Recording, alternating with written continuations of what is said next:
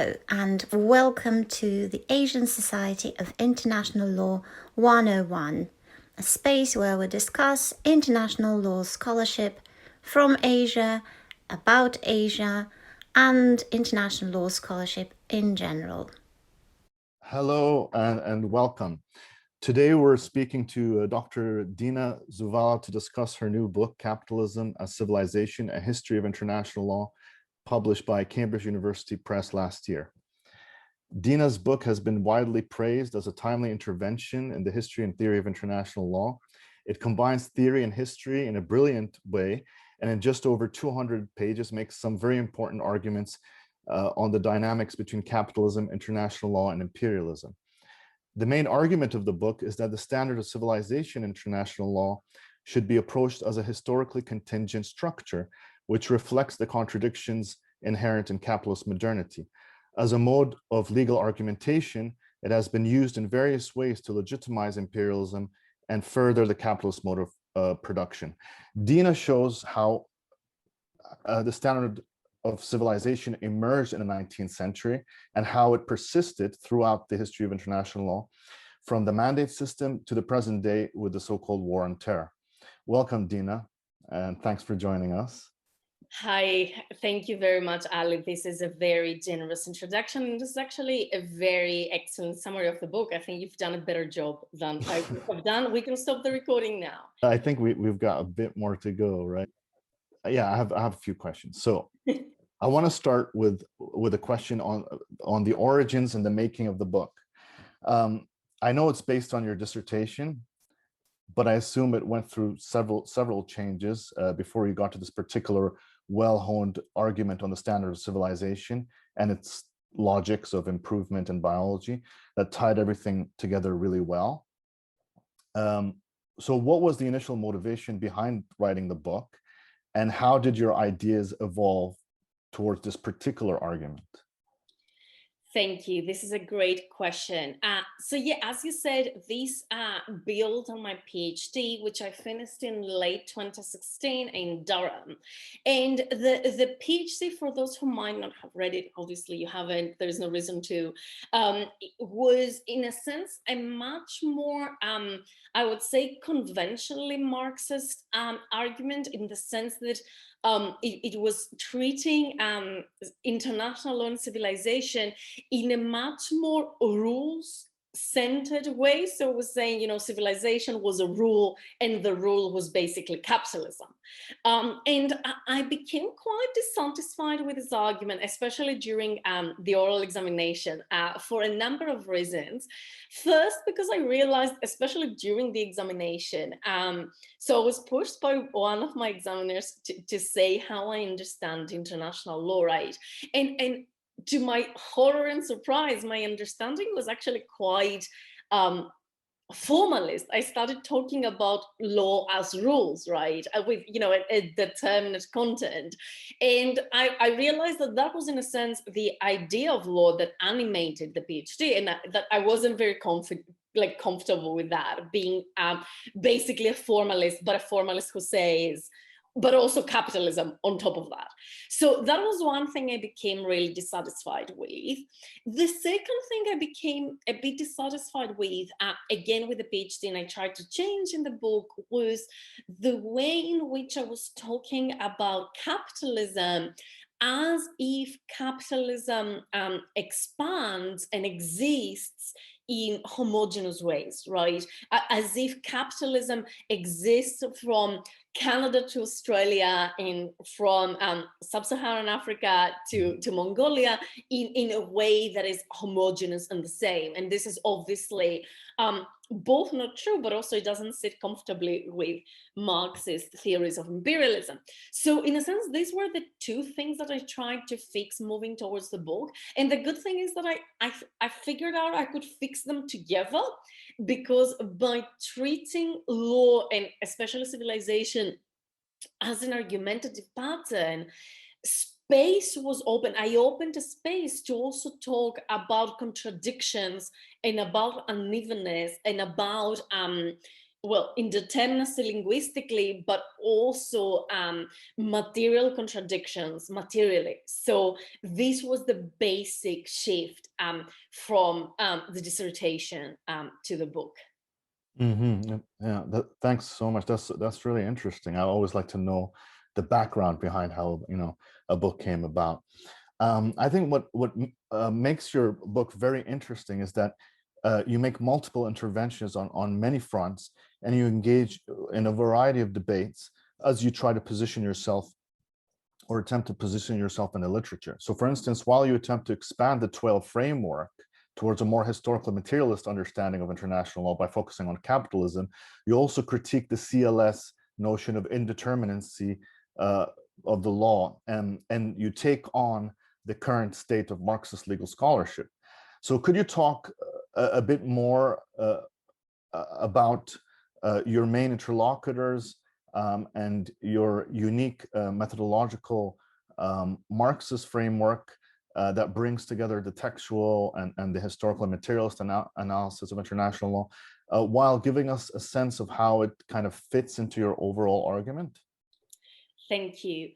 So I think you nailed it in the head, right? I think these are my three interlocutors: Tzouvala, CLS, and Marxism, probably in reverse order, right? I identify much more with Marxism than with the other two. So as you said, I draw from all three, but at the same time, I was quite dissatisfied with all three.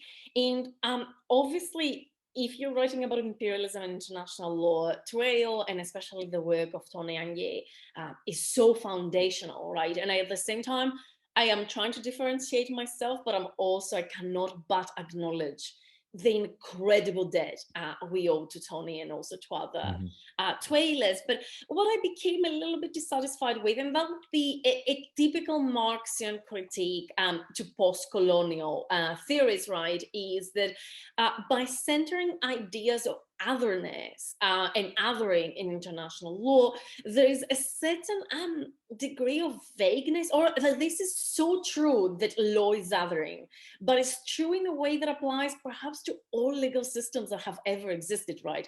All legal systems draw a line between whoever is in and whoever is out, and they set certain conditions about, how you can get in, or how do we deal with the person who's out, or with the community who's out. And I felt like there, the historical concreteness of international law as we know it is lost a little bit. The question is not, does international law other certain communities? Of course it does. But how specifically does it other them in relationship to other forms of law, right? Forms of, let's say, international law, intercommunal law that existed before the 19th century, or forms of domestic law that still perhaps exist. The question is, what is historically concrete and historically specific about that? And my argument there was that what is historically specific is that inclusion becomes predicated on capitalist modernity instead of other things, and exclusion becomes biologized, right? That there is something fundamentally and biologically wrong with you, and that's why you are on the out. And that was, I argue, a very specific development of the last quarter of the 19th century onwards, and we have inherited that order. So that was the first thing. The second thing about CLS is I believe in legal indeterminacy, right? I think it's a good way of describing law.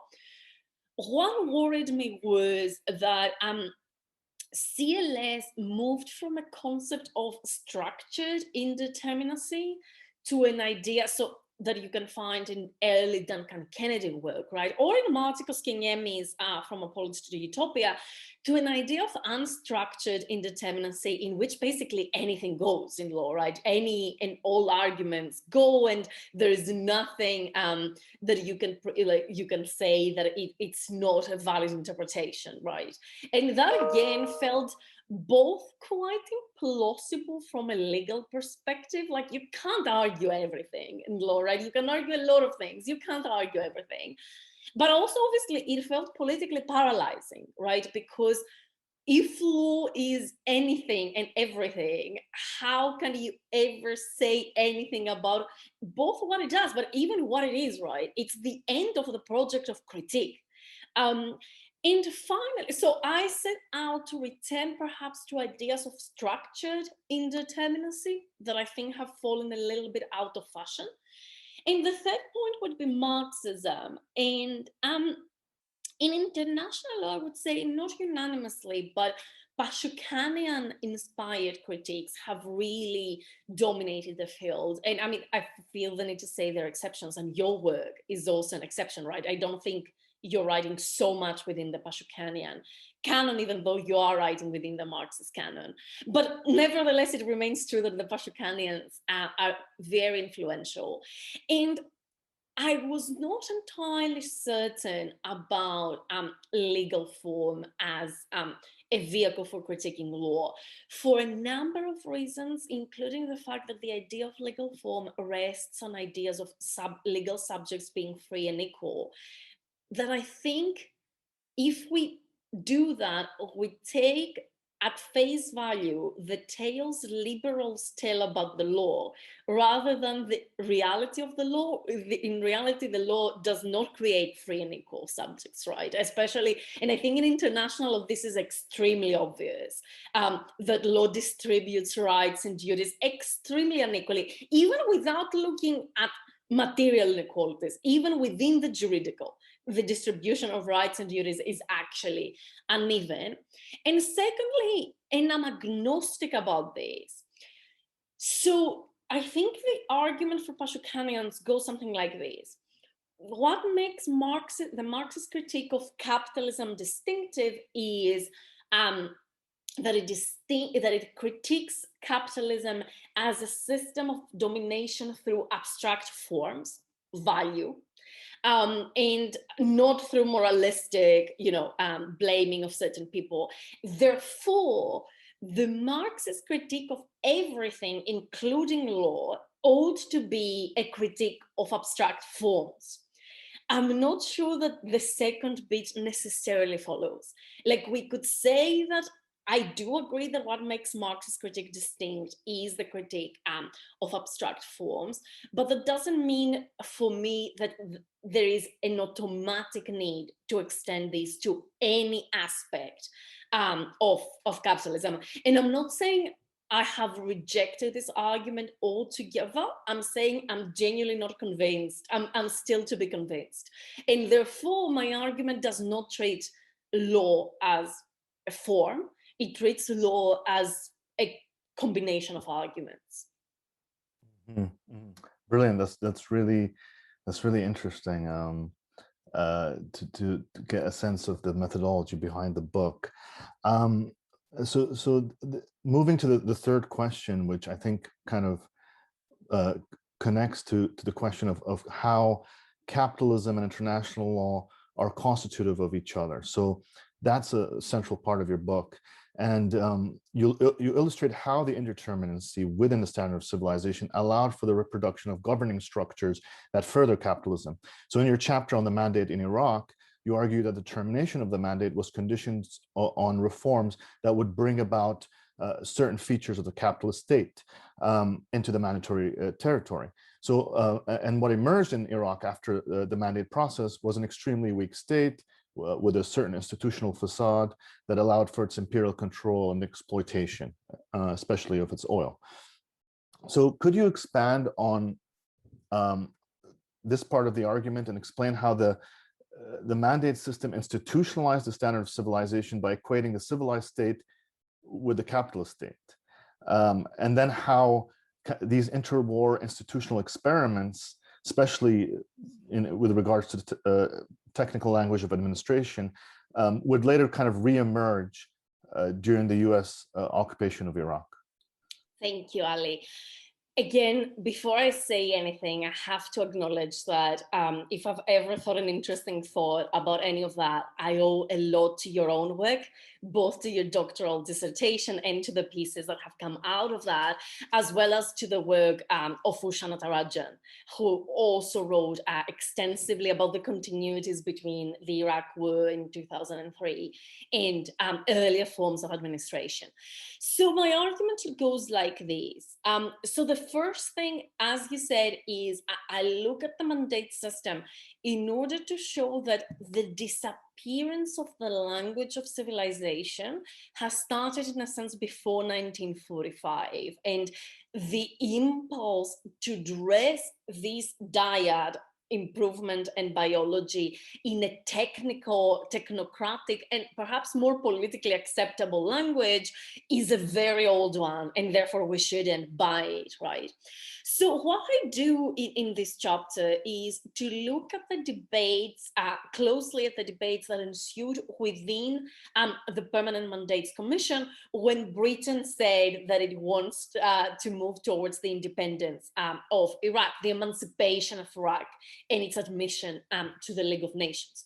And I wanted to do that first because very often people say, and that's absolutely true, right, that this was a cynical move by Britain in order to maintain a de facto political, military, and economic control without paying the price of formal imperialism and also without the oversight of the League. And this is absolutely true. But what interests me is how did international law come in and how did arguments of international law conceal or not this reality? And there was a very long debate within the Permanent Mandates Commission about the preconditions of emancipation. And what happens there is this familiar dyad emerges. So on the one hand, Britain says, Iraq is absolutely ready to become an independent state. Why? Well, because now it has a functional government, it has an army, it has a very repressive police, and that's amazing. It has some very rudimentary welfare state, right? It can build roads and build sanitary systems. At the same time, so the logic of improvement, right? That it has the mechanisms that will ensure the continuity of capitalist accumulation and especially of oil drilling in Iraq.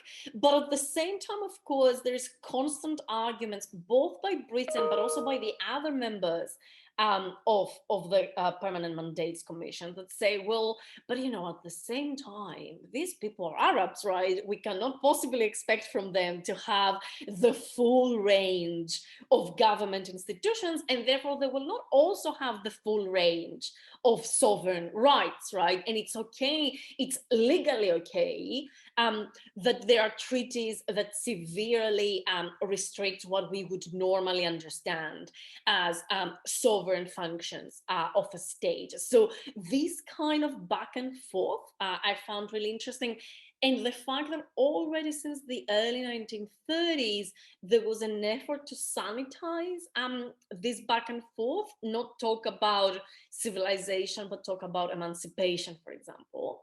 And the other reason I'm really interested is to also show how the preconditions of, or rather, what it means to be a capitalist state has always been an evolving notion, right?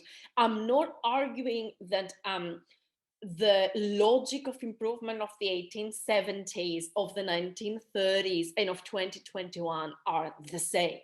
So in a sense, the fact that they had to even tokenistically, but totally pay some homage to ideas of welfarism shows the transformations that the state and the capitalist state was undergoing between the two world wars, right? The idea that to be a functional capitalist state, you need to intervene and correct the most hideous excesses of capitalist exploitation, both because workers' mobilization forced you to do so, and this is also what your work has brought on the table, but also because your role as a capitalist state is to smoothen a little bit the contradictions and destructive tendencies of capitalism.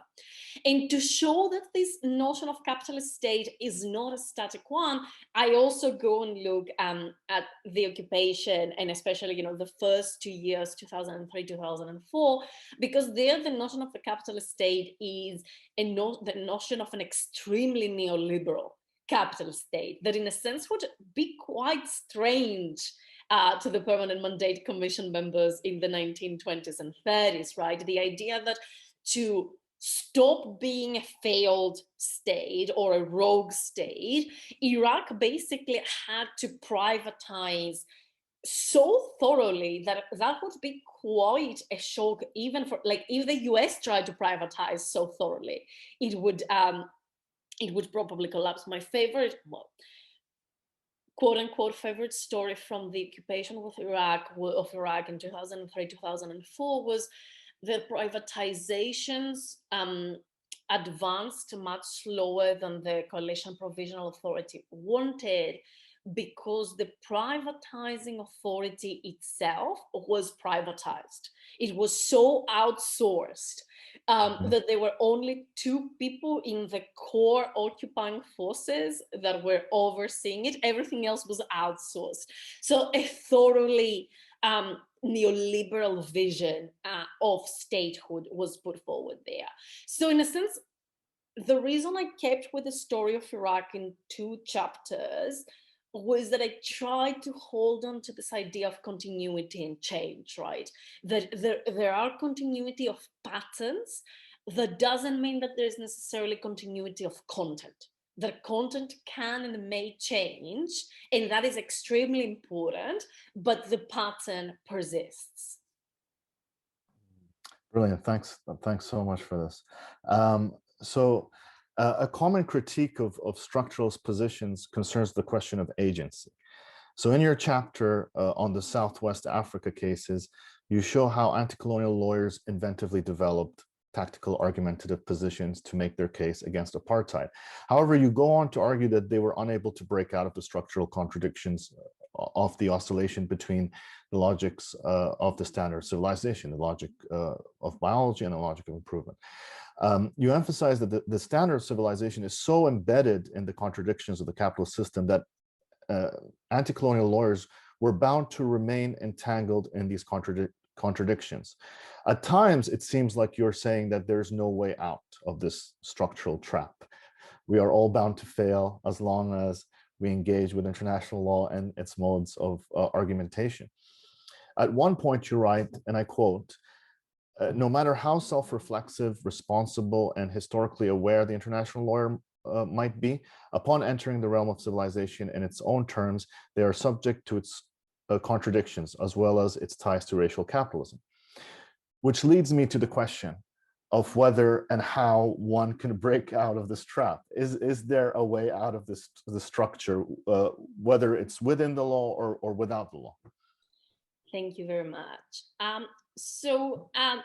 Part of the reason why I wrote this book was I became quite frustrated with this increasing mythologization of the individual lawyer that has been happening the last 20 years in international law, especially after the gentle civilizer of nations, right?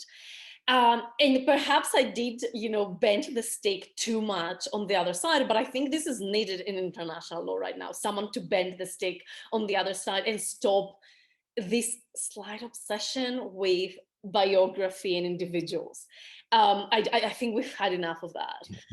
I do think this doesn't mean that there is no space for radical lawyering within international law, because in the abstract you read, in the excerpt you read, I say upon entering the realm of civilization, not upon entering the realm of international law, right?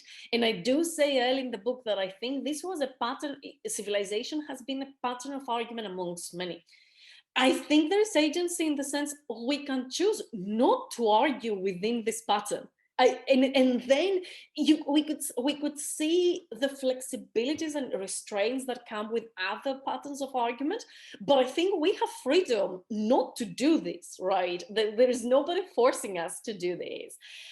So that is a form of agency. Like sometimes saying I would rather not to is a form of agency, and it doesn't require that you give up on international law as a whole. I do think we need to give up on anything resembling this pattern of argument as a whole, in the sense that in my mind, the people arguing the Southwest Africa saga were arguing in such a favorable international balance of power, right?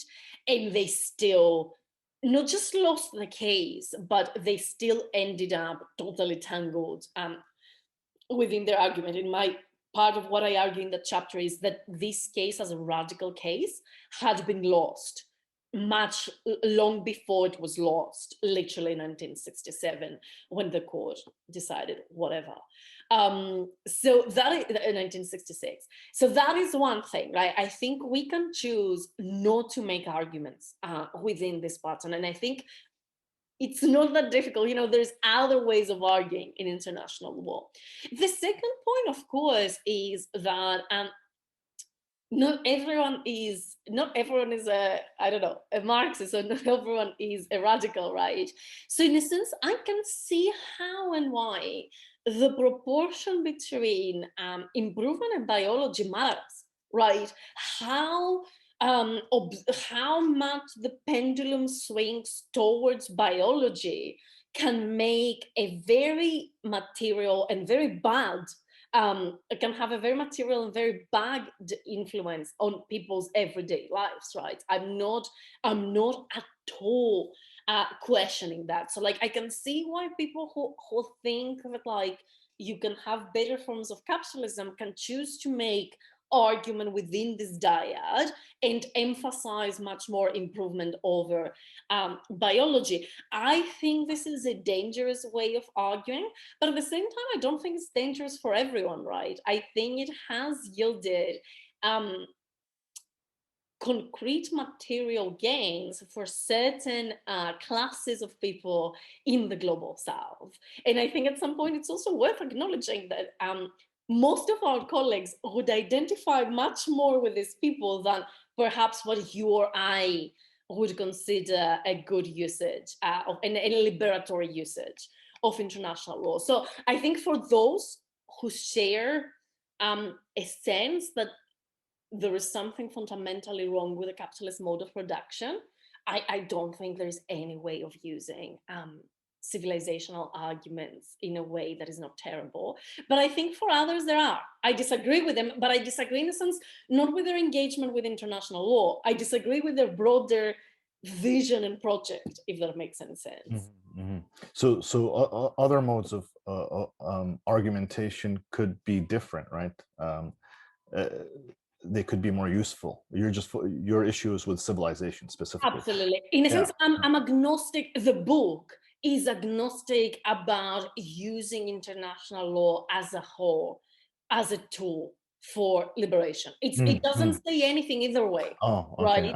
I'm kind of like, I suspect that there are other arguments that are much, much better, but there is nothing in the book that gives you a practical guide to how to do it, right? And then like, I think that it would be like, people like Rob Knox's work on strategy and tactics would be a much, much more useful guide. And to translate to Rob's idiom, I don't think there's any tactical deployment of civilization that does not undermine the strategy of, I don't know, human liberation. But I can absolutely think of other ways of arguing that are not, that have much fewer perils. There is nothing that is not dangerous, and that's in this I'm quite Foucauldian, but I can see how with other patterns this is a risk worth taking, not with this one. Right. Which brings me to the last question, which is actually connected to the concept of civilization itself, and I think you kind of answered that part. But it's worth kind of asking the question anyways, which is, I was wondering to what extent you think the concept of civilization itself is uniquely a Western imperial concept, or whether it was the process of its juridification into the standard of civilization which transformed it into the structure that you analyze in your book. So, we already know that the concept is used around the world, and I don't know, think like the Chinese civilization or Islamic civilization, for instance. But when it comes to the so-called Western civilization, for some reason, this has led to the construction of a specific notion of civilization that excludes other civilizations. So the question is, do you think, in the end, after all this, do you think that the concept of civilization is in any way redeemable? And I think your answer is probably no. And do you think that there could be a move away from the standard of civilization to what has been referred to as the trans-civilizational conception of international law, which I assume is one that breaks away from the structure you describe? Yeah, so actually my answer is not no, right? Because part of the story is Right. I don't care so much about the word civilization, which is a weird thing to say after I put it on the title of the book. I care about the structure of argument. I can think of many usages of the word civilization that do not encapsulate this dyad, right? If someone says climate change presents a danger to human civilization, that's true. And also, I don't think this is neither necessarily racist nor necessarily pro-capitalist, right?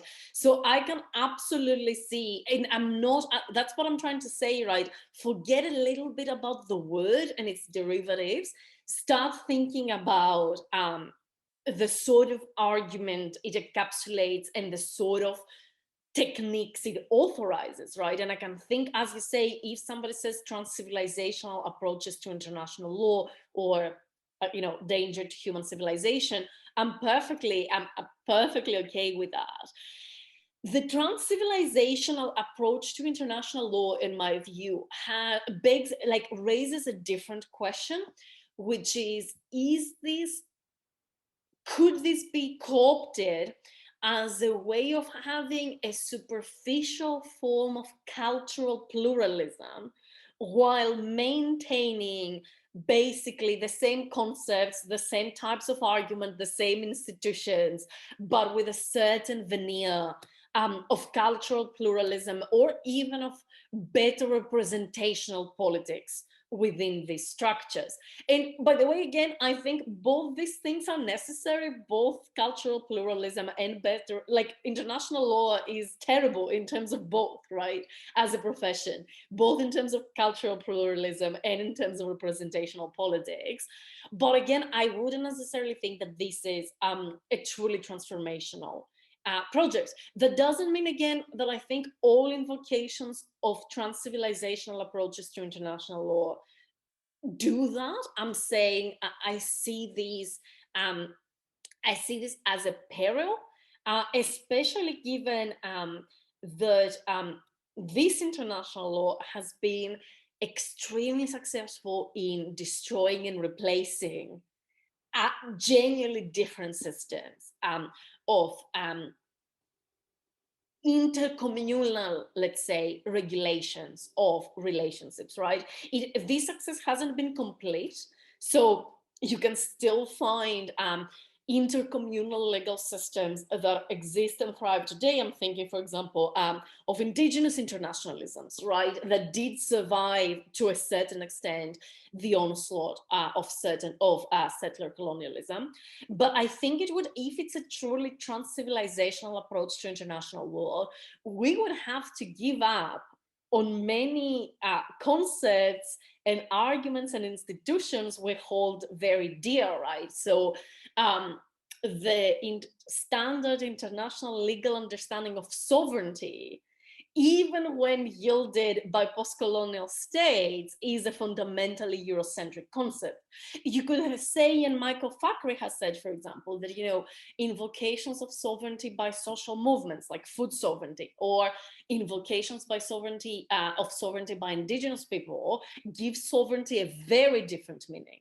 But I think that would be the only way of making it a truly trans-civilizational, rather than keeping with the same concepts and modes of argument and institution and just adding a little bit of folklore which I think there is because I think the Twale critique has been so difficult to dismiss, but I can see a certain effort to domesticate the last few years, to make it an issue of cultural pluralism and representation rather than structural critique of international law. Brilliant. Thank you so much for taking the time to talk to us about your book, and we look forward to more conversations and of course to the paperback edition, which will bring more people to the conversation, I'm sure. Thank you so much. Thank you for your time and for your generosity, and I'm looking forward to your book coming out. Thank you for joining us at the Asian Society of International Law 101, and watch this space for future conversations.